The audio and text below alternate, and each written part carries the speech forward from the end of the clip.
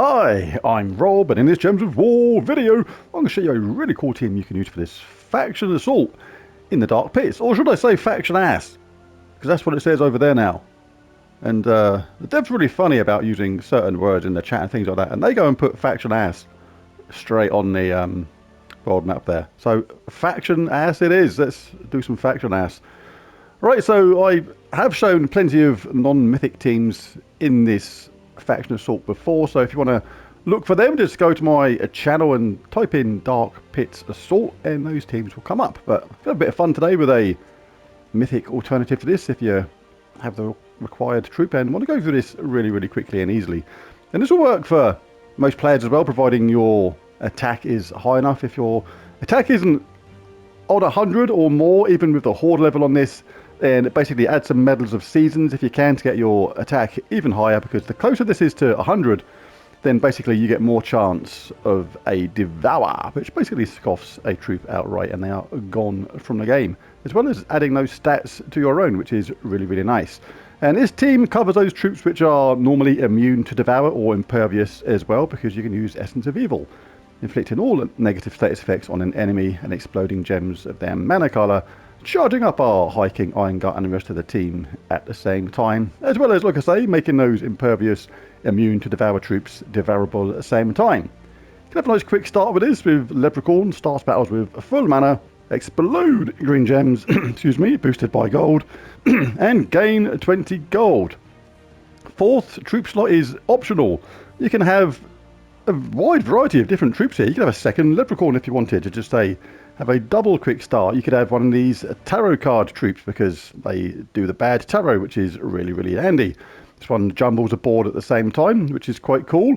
If you need to cast your Essence of Evil on a troop which is not at the top because they're a particularly dangerous troop, for example, when you cast a fall, if there was a load of brown there, not only can you get an extra turn, but you might also jumble that entangled troop now to the top, which is actually pretty good. Not that they're going to be around that long anyway, because High King Irongut would have scoffed them. You can even have things like Queen Aurora in that spot. Get bonus mana on literally everything. Lots of various ways to go about this. So let's dive into this battle and see how we do. Just do a couple of these low level ones to finish off this couple of sets of battles here, then we'll jump forward into the delve itself. Just cast Leprechaun. High King Irongut is ready already, Eddie. Scoff them. They're gone. Let's get Essence of Evil up. That's up in a couple of rounds anyway. And we'll be able to do it again. And any skull hits come along, you're going to be super dangerous because you're going to have increased your attack. You can cast that on the Essence of Evil on the troop that's at the top to make sure you're safe from skull hits at the same time. And what should we do next? Let's get Leprechaun up. Oh, they just died because of the effect of Essence of Evil. Very cool. So there will be probably quicker teams for doing these super easy levels, but this exact same team will absolutely steam through the hardest levels at the same kind of pace, which is pretty nice. Right, so let's cast our Leprechaun.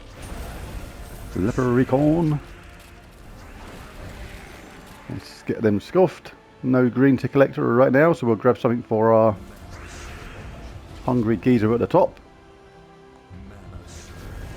So that's where two Leprechauns can come in handy actually, so you know, two Leprechauns would be actually very good for this. Might actually give that a whirl on the next one. The quicker you can get going, the quicker you can get everything scoffed. Chuck it on the top troop. It's safe from entangle and all the effects. Or safe from skulls rather.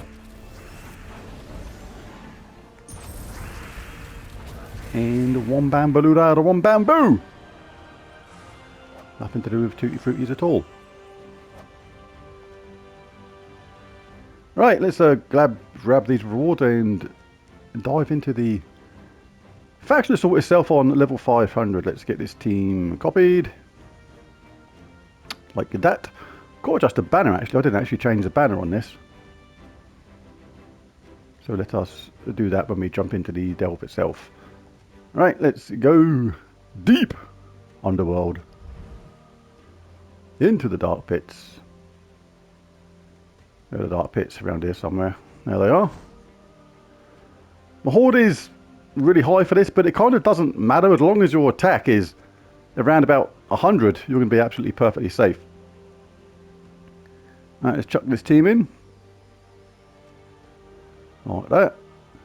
And let's take a look at the banner. Was this the right banner for this? No. It wasn't. Don't really want minus that. Don't use red.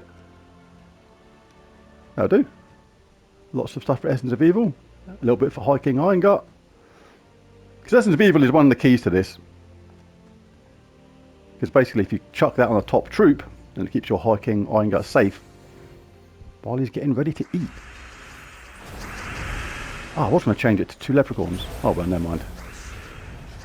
Because it would be nice, because you can just cast again so quickly. Right, always do a double check for any impervious troops, things like that. If you don't know your troops, just have a quick look through, make sure, like see that one there, look, that is impervious. So we'll scoff someone else first, we'll scoff them. Then we'll wait for our Essence of Evil to be ready, and then we'll cast it on the bottom troop. Because otherwise, our hungry lad wouldn't be able to eat him. But it's taken away those status effects, and now it can be scoffed. Obviously you don't get the extra attack and stuff like that because there was no effective attack to steal or take because the troop was entangled. But we do get the extra attack power, which is pretty nice. Let's do it that way. So that's the super extra mega safe. And the hungry boy is scoffed his lot.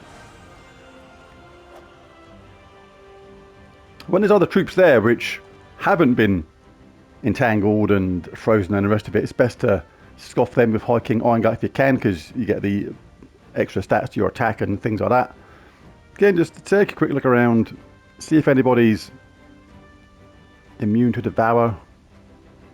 Impervious. All is good. Well, he's indigestible, but not for long. We can make him digestible. So we'll remember Zathanos is the one that we need to cast our Essence of Evil on. He's ready now already, so why not just scoff them just for the sake of it. Just straight away, look. Well, someone's down already and we've gone up to 352 attack. This where casting Leprechaun is very handy indeed. No need for us to think about Essence of Evil just yet because everything is under control. Let's scoff them before they have a chance to do anything.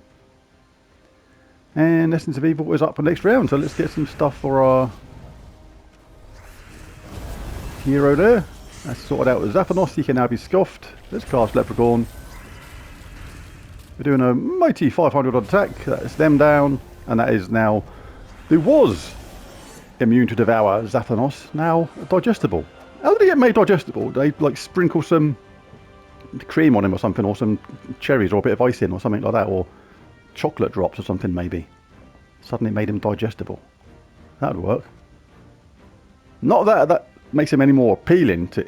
No, I'm not even going to start thinking about that stuff. Right, anyway, again, quick check. Impervious, second troop. Second troop down is the one we need to chuck on the Essence of Evil.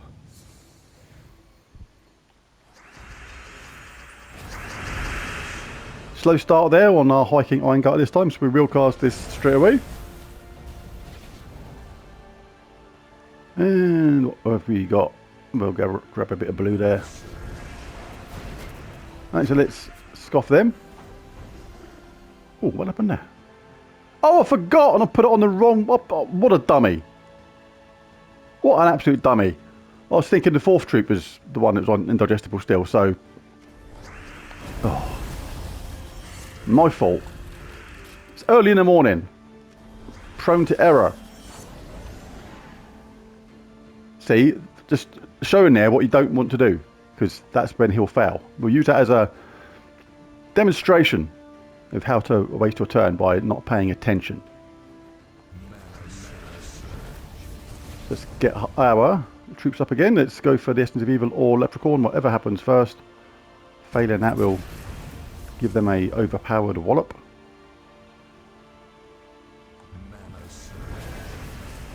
Alright, let's go Essence of Evil. Oh, they've recovered. Don't be silly. Did not say you could be recovered. Top troop fin transformed into a giant toad. Don't care about that. Another thing that's bothered me is the that hex thing on Lessons of Evil. I've done that early days. Never a fan of this. Not leveling it up the whole way.